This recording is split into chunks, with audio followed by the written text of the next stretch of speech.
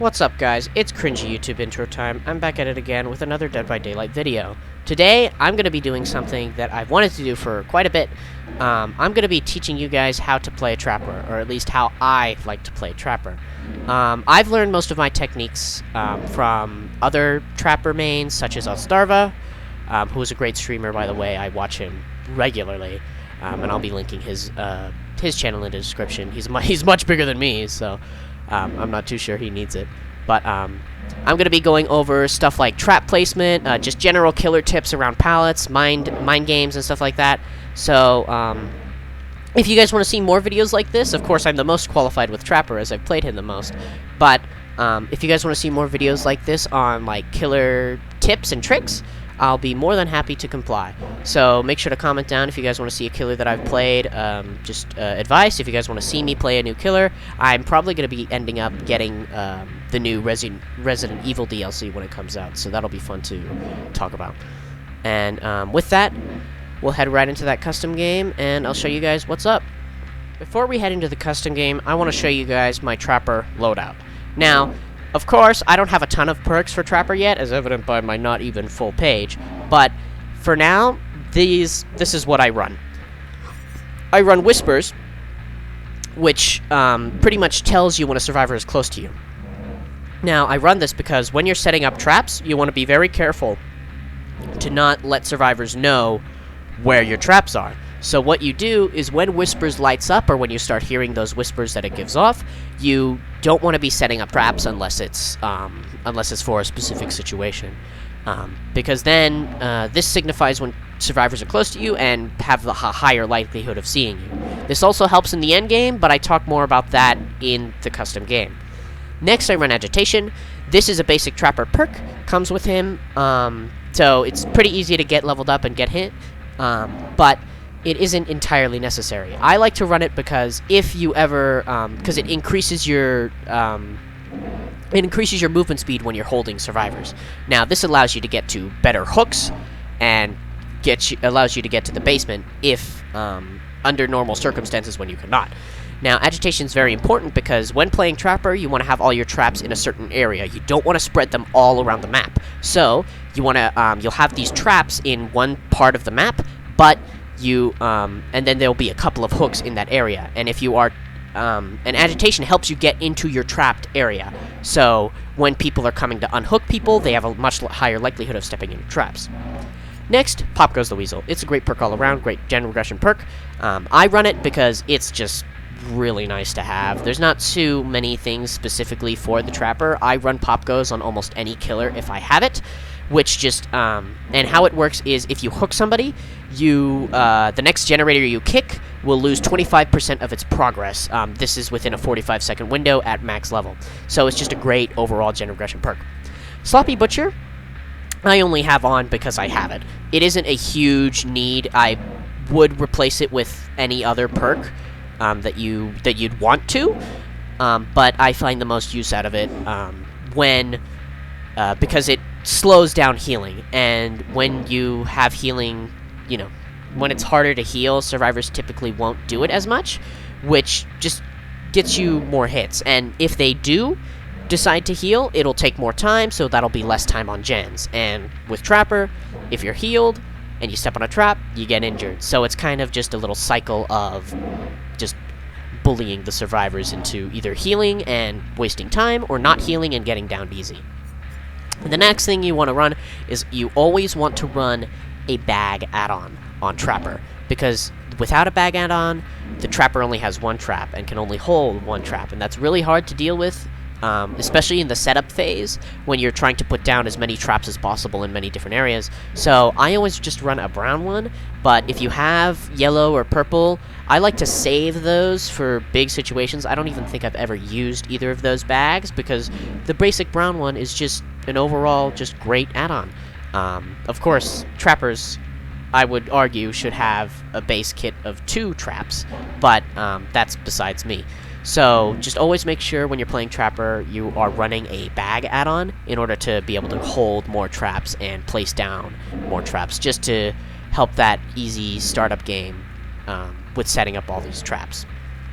With that, though, we'll get into the game, and I'll show you those in-game strategies that I was talking about. So first things first, we're going to be looking at how to trap the Killer Shack. One of the best traps that you can put on the Killer Shack is right here on this window. Usually there's grass along the outside, so if somebody is running along the side, they won't see it, and if they come out from the inside, they'll run into it if they vault that window. And if there's ever a basement in here, what you can do is just put traps on either and or both doors, and this practically just becomes a prison, which is how you play Basement Trapper most effectively in the Killer Shack.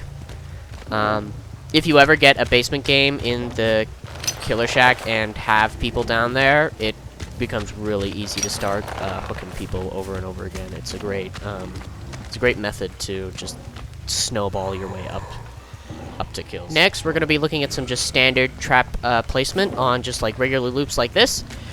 What you want to do is you want to try and find where the most sort of like paths intersect. If you think Survivor is going to be coming from this way to this window, a good trap to place will be right around here. You will always want to try and cover them up with grass as much as possible. So now, if somebody is running this way towards the window, they'll run into that trap. And if they're coming around the side to get to that window, they'll run into that trap. You can always just put traps on the other side of windows. That also works, just to get them. This would actually be a really good trapper place. If you always want to be careful when you're putting down traps, because you want to make sure that they aren't seen, because since trapping takes a decent amount of time, it's always important to sort of prioritize that time. So with this trap, you'll be able to catch anybody who goes too narrow on this side of the loop, if they're coming from this side, or if they just drop down that pallet and are running this way. So with putting down traps in general, you just want to make sure that they're put in a good hidden place that has the most intersecting points of Survivor pathing. Alright, to show you guys how effective traps can be, I have set up a small loop with a couple of traps on it in positions that I would typically do in a real game. Of course, they wouldn't be this close together. I would try and spread out my traps as much as possible. But for this example, there's around 3 traps on this loop. And my friend is going to try and avoid me, as well as avoid my traps. So, KG, you can start going, and I'll give you a little head start, and I'm coming straight for you. Alright. Okay. So, he knows how I like to place my traps, so he's doing his best to avoid them as much as possible. But, in attempting to avoid this trap right here, that is somewhat visible, he had to vault back, and that gives me a free hit on him. So, even though traps aren't always what gets you the down or the hit, it's always important that traps can be used as a corralling tool to stop survivors from going one way and straight back into you, so you can get hits. So as Trapper, you don't want to be entirely reliant on your traps. Of course, it's great when somebody steps in them, but you want to be able to prepare yourself to take the hit in order to... so if they do know how to avoid traps, because he avoided both traps right here, because he knows that I like to place them in tall grass in this sort of areas. But, in that sense, since he knew where all my traps were, he had to avoid them, and avoiding them brought him straight to me. So this next bit is a bit more of a general killer tip. This is something that I learned from a super awesome streamer, Otsdarva. I'll link his channel in the description. He's a super cool Dead by Daylight YouTuber / streamer. But I call it the Otsdarva tech because I learned it from him, but I'm sure somebody else came up with it, where you just fake breaking a pallet. So I got my friend KJ right here. He'll he'll throw down this pallet for me. And what you want to do is since the start of the killer animation is when breaking a pallet is just looking at it, you'll just stay here for a couple of seconds, and the survivor will run off, usually, and instead of sitting through that animation the whole time, you can get a hit. And if they're already injured, it's an easy down. And then after they're down, you can always just come back and break it. Another thing you can do with down pallets is grab survivors off them. Sometimes, when you fake breaking a pallet, survivors will try to do a dumb pallet tech that they still think works.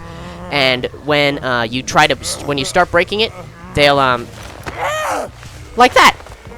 They'll attempt to start vaulting it, and will just go straight into you. Since you aren't actually breaking it, you won't be stuck in an animation, and you can just pick them up and then put them straight on a hook. The next thing I want to talk to you guys about is mind games. Mind games are a really big part of chasing survivors, especially as killers that don't really have ways to end chases quickly. So, as many people will know, when you're playing killer, you can't see the red stain that is in front of you. But as a survivor, you can see a bright red light where the killer is facing, just to help them maneuver around the killer.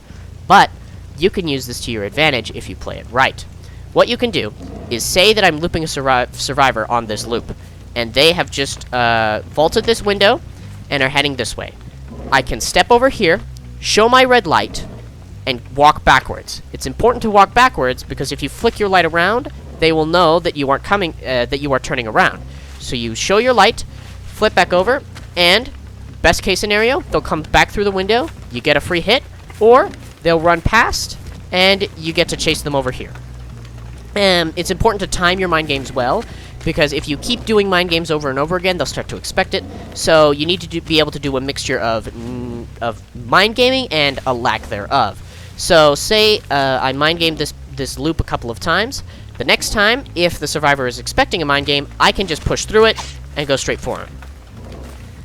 That is one of the most important parts of chasing as a killer, because since killers don't have a ton to their disposal, especially trappers specifically, they don't have a ton to their disposal during the chase unless they've already set up a trap. It's important to be able to learn and master how to mind game such as this. Alright, to show you guys what's up with all those mind games, I am going to chase my friend KJ here. He is an epic survivor, so I'm not even sure half of these will work, and especially because he knows I'm going to try to mind game as much as possible, we'll see how this goes. Alright, KJ, you can start running, and I'll head right after you. Alright, we're going to give him a big head start, so this isn't completely unfair, because it is just a 1v1. But we're going to see how this goes. Hey! Now, of course, that was just a super basic mind game. Pretty much, I saw him heading that way, and since I knew that he was thinking I was gonna... Well, I saw him go that way, so I just did what I showed you. I headed this way, showed my light, and then I head straight back, and he turned around, and he came right into my loving arms.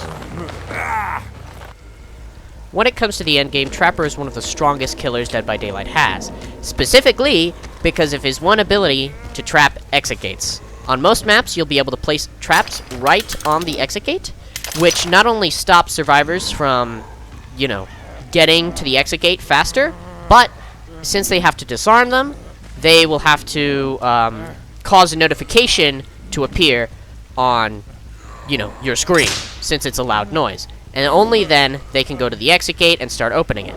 Along with this, I like to run Whispers, which is my bottom perk. And that shows me whenever someone is within 32 meters, you can hear that whispering. That sort of talking. And that shows you that a survivor is close. So what that does for me is when I'm setting up traps in the beginning of the game, if Whispers starts up, I don't want to be setting up traps, because that means survivors are close to me and are able to see me, and if they know where my traps are, they become a lot less effective.